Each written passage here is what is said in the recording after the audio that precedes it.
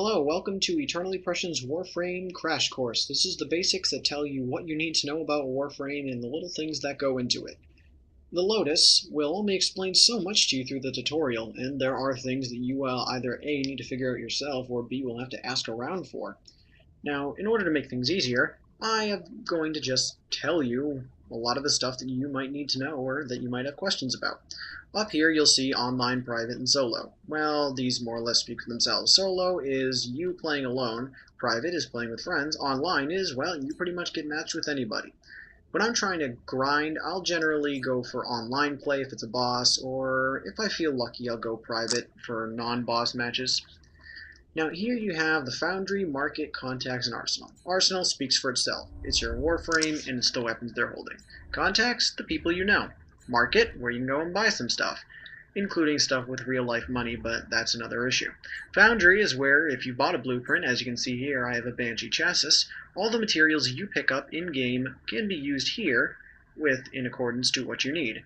I have 170 Rubido, meaning that the Banshee chassis is okay, but the Rhino chassis isn't. So if I wanted to make a Rhino chassis or helmet, I would need to, well, fix that. I need to get more. Now, here you have the basic looks of your screen. You know this by looking at it. You have your Warframe, which you can spin around and view. You have your primary, which you'll start out equipped with. You have your secondary, and then you have your melee weapon. Inventory and mods, we'll get there in a second, along with gear. So this is your Warframe. You hit the wrench, and you can configure what artifacts you have here. Now, we're going to call this a deck just to make it easier, because these look like cards. So in this deck, you can see I have Shuriken. Now, here's something interesting to note. This is an Orican Catalyst. This is pretty much an unfair way of saying you get double mod capacity because either you paid real-life money for it, you bought the Warframe from the shop, or you just happen to be lucky enough to have a blueprint, and through some very expensive means in a day's time, you were able to upgrade it, meaning that at Ash level 3, I have 6 mod capacity rather than my normal 3. Now, what you see here is an ability called Shuriken, which is labeled here, as shown by Shuriken, Smokescreen, Teleport, and Bladestorm. Now, Shuriken is marked with 2 little fangs on the side, as are all your skills are marked with the little fangs on the side. I can't highlight them because it will exit, but you can see next to Teleport it has 2 fangs. Each Warframe comes with its own unique little layout here for their deck. All Warframes, I believe, come with 4 fangs on the end. Now, when you see something like 3, well, what does that mean? That means you have it, well, it costs 3 because it has X amount of power to it. Now, when you go like this, you say, whoa, did I just lose power? Well, the answer is no, because if you take it off, it's still 3.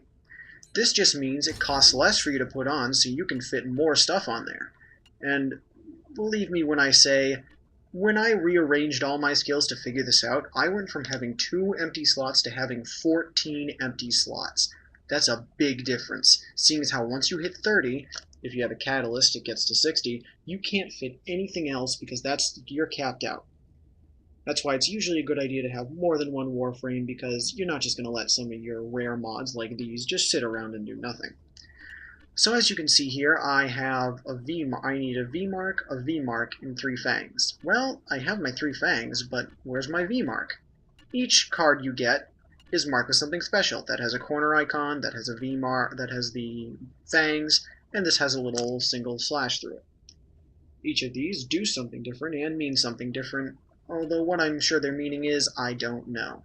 However, since I have 4 things to install, I'm obviously not going to take Quick Rest and apply it here. A wrongly matched symbol will increase the cost on your Warframe, which is never a good thing.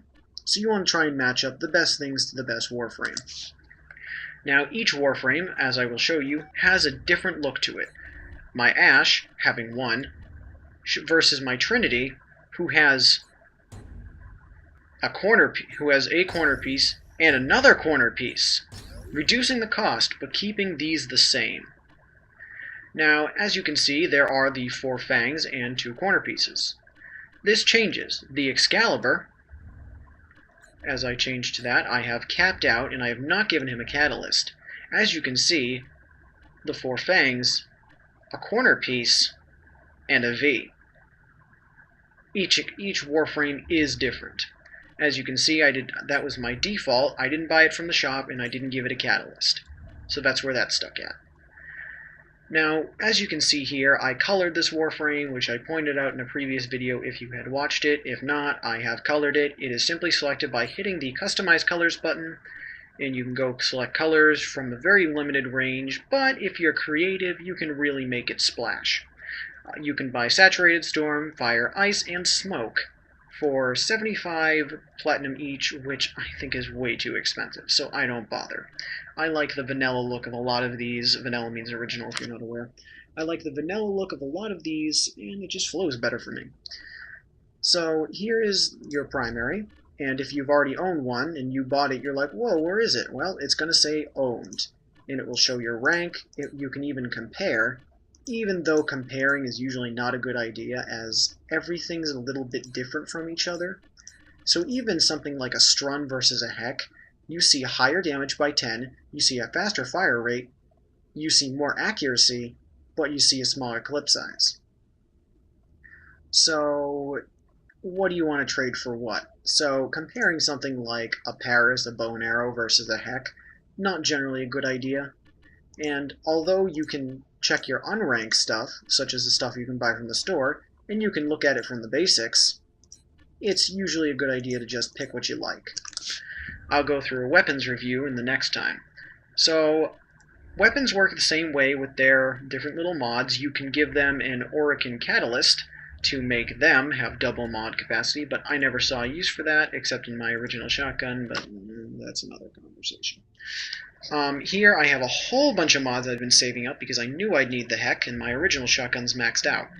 Same thing applies for pistols, only shows your character holding the pistols when you're done, and then your melee weapon, which will stay on your back. I only have one mod capacity, so I can't install a thing I have here. Now, here's your revives. You may use these. It says refill. Don't ever bother. Just don't ever. If you're failing that much, you might as well quit. Here is the Sentinels, where if you purchase a Sentinel from the shop, or you're rich and happen to buy a Sentinel pack, you can equip it. If you buy it from the shop, it obviously comes with its own catalyst, and its weapon also comes with its own catalyst, meaning you have double capacity. You may think it's not a good idea to give your worm or your shade a bunch of stuff, but surprisingly, I found that giving my worm all of these mods on his laser rifle, you would never think it in a day in May, but it is actually an incredible idea. Though max out your Warframe first. If you don't want to carry your Sentinel in the battle, hit the X. It says remove it from Arsenal, but it will remain in inventory. So all you have to do is just click on this and choose your Sentinel. Go back to Warframes. Inventory just shows everything you have. That's all your Warframes. I've maxed out my Warframe slots, and all your weapons. I have bought a ton of extra weapon slots, and I only have one more. That's for the pistol. These are all the blueprints you have. These are all the ammo boxes you have, ingredients, etc. You can only sell blueprints. You can't sell other stuff like these ingredients. And what you have here in gear is all the stuff you see here, like, say, sniper ammo box, large health restore, pistol ammo box. They go here. So when you're in-game, let's say you really need that extra burst of pistol ammo, you can just go cha-ching and pick it up, and you'll have your pistol ammo back to where it should be. I don't recommend doing this, as if I am correct... Okay. You can pay in-game money to get these ammo boxes, but it's generally a good idea not to spend your money on these, because some of them, like the Omni ammo box, cost platinum, and that's not a good thing to really spend your money on. You'd rather spend it on something like, a catalyst or a reactor, something that's worth it. Mods you can combine with fusion cores. You can combine two mods that are the same. I have some duplicates, so let's take a look at my duplicates here. Crowd dispersion and crowd dispersion.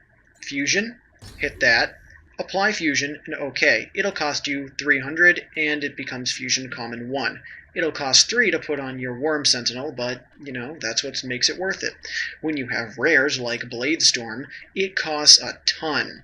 Like, it is so expensive to make these up, but if you can make these powerful, you can really do incredible damage. Now, these are fusion cores. They're basically what you need if you don't have doubles. For instance, this says Common 2. I want to apply it. Observe the bar going up on the side. Now if I were to take a Common 2, look at the difference. That's a big difference. So fusion cores are universally able to be used. Look at that. Those 2 fusion cores, the only ones I have, and they only go up to that much. Rares are incredibly hard to mess around with and upgrade. They're expensive too, but if you can get them up that high, there's a reason they're so expensive. You see here, I have a couple of pressure points. I'm saving some of these. And what I do with each of my Warframes is I do something unique, is my Trinity, my Excalibur, my Volt, my Nyx, and my Ashe each have a loadout, pretty much meaning they have their own separate primary, secondary, and melee. Sentinels are pretty interchangeable, so it doesn't really matter which you pair with which. So you need to buy a bunch of extra weapon slots. They'll give you 50 platinum to begin with, which I would recommend spending on weapon slots or Warframe slots, depending on your use. They're very cheap. They're about 12 platinum a piece or so. And I don't recommend that when you're in the foundry, when you're building something, you can hit build and then rush it. Don't ever rush it, no matter how badly you want it. It's worth the wait, because I rushed something for 25 platinum. I have the parts needed to build a couple Warframes, and I need to buy slots as it's shown here. See, 20 for that? You could have 3 Warframes rather than just 1 if you don't rush whatever item you're building. And you could have extra weapon slots. It's just not worth it to just rush it. I mean, unless you've got money to burn and you've spent real platinum on it, that's fine. But if you're just going default as is, don't spend it on revives, don't spend it on rushing, don't spend it on mod packs. Spend it on getting extra slots for your weapons and for your Warframes. That's it for the mods and very character basics of Warframe from EternallyPrussian. I will release more later. Thank you for watching. If you found this helpful, please leave a comment. Well, if you see this, please leave a comment. I doubt I have more than 2 views. Alright, EternallyPrussian, signing out.